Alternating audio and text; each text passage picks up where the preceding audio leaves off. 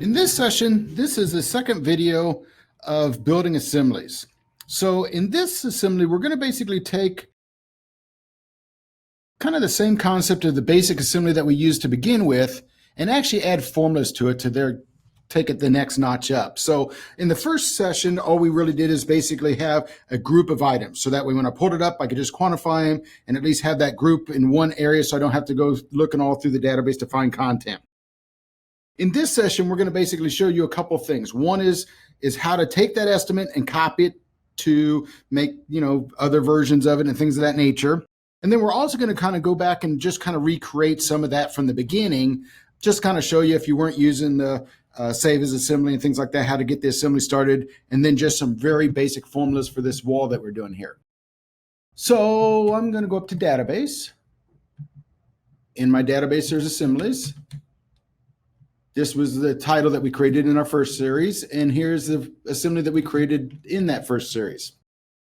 Most of the time when I build these, I like to keep a lot of the different versions out there so people can go back and see it at each stage of the effort and things like that if they want to go back and look at things and so forth. So in this case, I'm going to go ahead and I've done 0, 0 to keep all mine under one heading, and then I'm just going to 10, 20, 30, 40, and basically as we go through the different videos, kind of just add to that number and keep each one of these kind of separate. So over here, there's an add button so I can create a new one.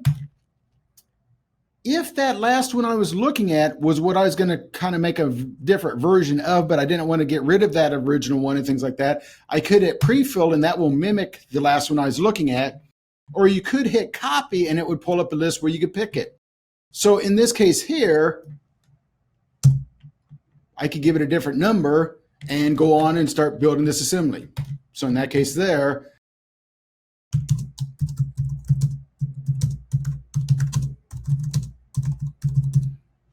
it's the same as that 10, 10 one. We just copied it. This next one, I want to go ahead and create almost this same similar thing, but from scratch. So, and I'm going to put a few more items in it for a little bit more complexity. So I'm going to go up to add.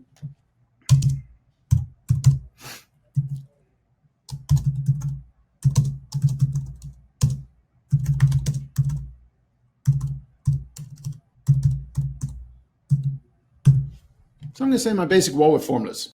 So if I was wanting to sit down and create one from scratch, a lot of the time I'll recommend if it's the first one you've ever done, it's sometimes nice to sit down just with a pencil and paper or a spreadsheet or a Word document or something of that nature, or something to just kind of list out your thoughts. So if somebody was going to sit down and really build a wall from scratch, most of the time I kind of learned this because when I first started working with people, I didn't have the expertise to know what the components were that made up a wall. So I found that there was a great way to get the knowledge from somebody of what they wanted this assembly to do. But the other thing I found that it did, which is why I think it makes sense for you to do on your first one, is it also helps you stay on track. Probably the biggest thing that people get going with assembly sometimes run into is they try to make the thing so complicated to begin with that they can't complete it. So when I did training, that was kind of why I did this, and that's why I think it still makes sense, is to sit down and just kind of visualize what you need and then build basic and come back and add more advances. So that way I can kind of get something where I can start utilizing it, and as I start utilizing it, then come back and do other variations. So if somebody sat down and said they wanted to do a wall, I might say, what's a wall made up of? And they might tell me things like, okay, well, it's got a top plate to it, got a bottom plate to it. It's got some sort of studs that's going to be in the wall. Maybe it's got insulation associated with the wall. Maybe it's got some sort of sheathing associated with the wall. Maybe it's got some sort of drywall associated with it. And maybe we got some sort of, mud, tape, finish, whatever the case is. So I usually start off with just a very generic high level. What are the big pieces? And then I usually come back and try to figure out, okay, what does that mean? So if somebody said top plate, what does that mean? So, I might say, oh, it could be a 2x4, it could be a 2x6, and, come up with kind of a wish list of all these different components that I might utilize. And the reason why I use that list then is that now gives me something of, are those items in the database? And if not, let's go build them in the database without messing up building things at the same time you're building your assembly. Once you get comfortable with it, you can actually create items in the database right from within your assembly So that way you can get the database, oh shoot, I don't have this, let's go add the item and things like that. But a lot of time on that first couple assemblies, it's handy to, hey, go off and get all your items created first and then come back and, wrap your assembly around it. For this first transition going through, I'm still going to keep it somewhat simple because in one of my more advanced sessions, or the next one, we'll talk about how to swap items. So if somebody wanted a 2x4 or 2x6, we'll cover that in the next session. And this one, I'm just going to still have it as a basic list of items, but I'm just going to add some formulas to it. In this case, I'm still going to kind of go down that same theory just a little bit. So I'm going to say insert items, and I'm going to look at my shopping list here of components of what I want that wall to be made up of. So I'm going to say it's got a top plate. So I'm just going to say it's going to use a 2x5, 4x14. And maybe I need some bottom plate, and maybe I'm going more detailed, and this might be more of an exterior wall type of a thought this time. So I'm going to say that I've got a pressure treated plate. And then I might go ahead and say that I need a wall stud in there. So I'm going to go ahead and say a 2x4x10 or something. And then maybe I need some sort of insulation a lot of the time. So I might come down here and pick some sort of insulation. And let's get some sort of drywall.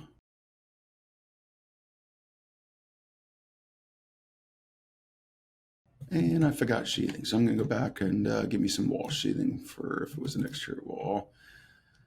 Let's see. Plywood, wall sheathing. And I don't care. I'm going to go ahead and just say. So basically, I've picked a list. And while I pick that list, a lot of time, most estimators like to estimate things in the order they build something.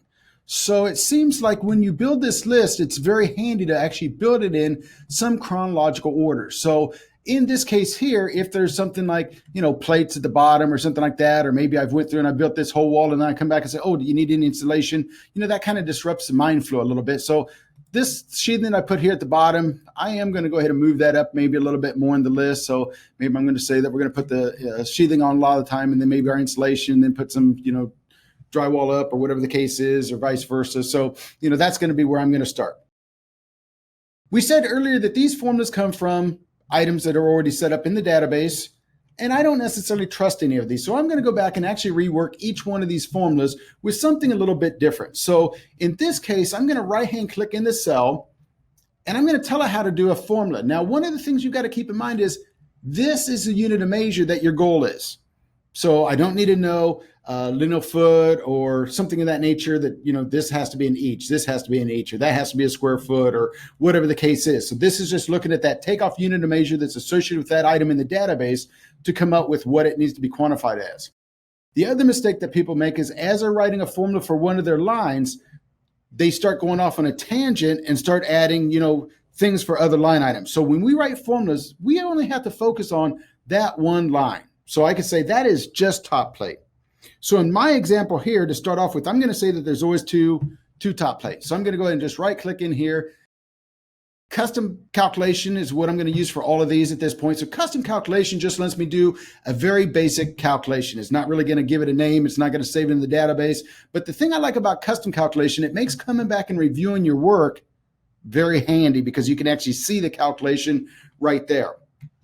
So in this box for the calculation, you've got 4 different buttons here, variables. These are the actual questions you're being asked when an assembly runs. Length of the wall, height of the wall, stud spacing, whatever those questions may be. Formulas are just a list of other mathematical formulas that have been built in the system.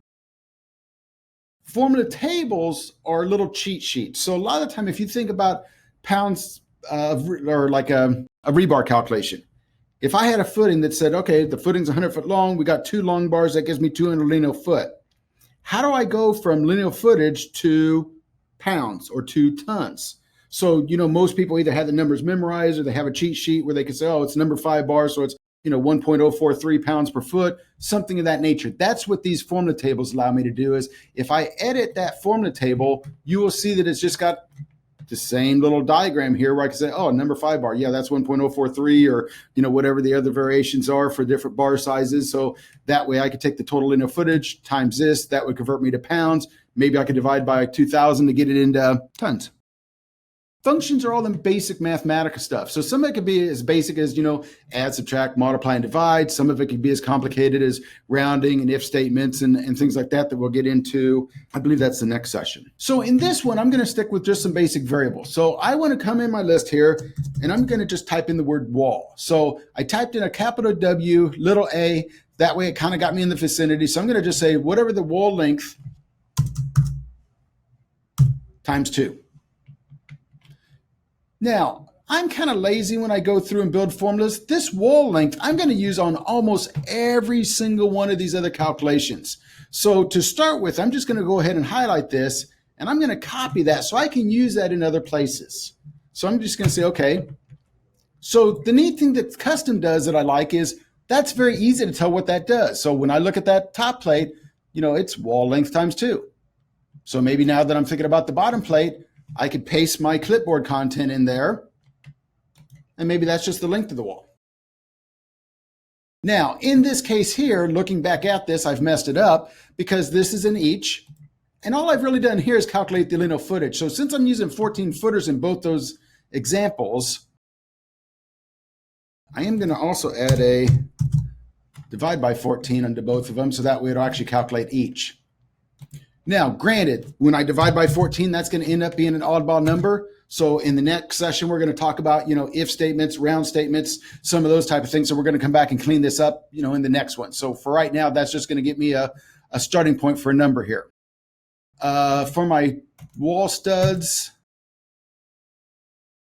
I might say wall length again. Maybe I'll go ahead and take that and divide that by stud spacing. Now, if you notice here, some things might be in feet, some things might be in inches, some may not have, a symbol there along with it. This is kind of critical because all these are to the system are words. So this doesn't really know that that's feet. That really don't know that that's inches. That's just more for the users when they input it to know what to input. So it is up to you to go through and do any type of conversions or anything of that nature. So in my case, I'm going to take inches divided by 12 to get it into feet. So that way these unit of measures match. Now, I could have also, some people say, no, you should have took wall length times 12 to get that to inches and then divide by, your stud spacing. So, technically they both should give me the same result. Now, in this case, I'm going to cheat a little bit because since I've only got a 10-foot stud in here, I'm going to say that this is going to be for 10 foot. So, once we get into a little bit more elaborate ones where we're swapping items out, I'll get it into where it'll ask me the height and swap the rest of these out. So right now, I'm going to keep it real simple there again still. So I'm going to say use custom calculation. I'm going to put my variable in there. I'm going to take it times 10. I'm going to actually copy that formula. So that's how my exterior sheathing is going to be calculated. That's how I'm going to calculate my bad insulation. That's going to be how I calculate my drywall at this point. And that's going to be how I'm going to finish that at this point. At this point, I am done with the assembly as far as all my line items go. I am going to take a detour and talk a little bit about this assembly. So this assembly unit, if you watched the first session, I had manually put 100 lineal foot in here, and that way it told me a cost per lineal foot. This is how you can have the assembly do it automatically. So in my case here, I want to say, well, I want to say a price per lineal foot. And then in my assembly calculation, I have to put what variable have I used that associates with that. So I might say just the wall length. So this one took me a little bit longer to build, but let's take a look at the benefit of it. So if I go to takeoff and assemblies, I look at my list. There's that new one I just built. So it's basic wall with formulas. And now I can come up here and say, well, that wall is 100 foot long, 16 inches on center, and it can go through and calculate all these quantities extremely fast. So that's where